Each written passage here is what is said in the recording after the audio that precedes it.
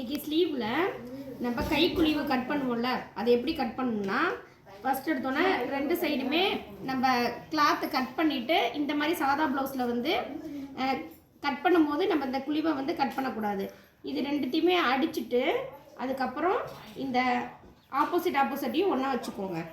இந்த மாதிரி வச்சுட்டு நம்ம இங்கே 1.5 இன்ச் தையலுக்கு விட்டுருப்போம் இல்லையா, அதை அப்படியே மார்க் பண்ணிக்கோங்க.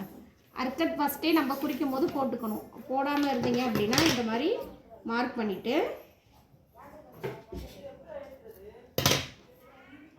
இப்போ இந்த அர்க்கட் போட்டிருக்கோம்ல, அதை வந்து கரெக்டாக இந்த இடத்துல வைங்க.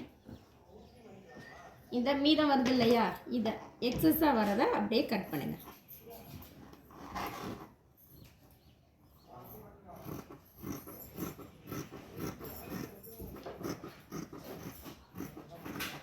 இந்த மாதிரி கட் பண்ணி எடுத்துட்டோம் அப்படின்னா ஃப்ரண்ட் பார்ட்டில் நமக்கு கைக்குழி வந்து அழகாக சூப்பராக வந்துடும்.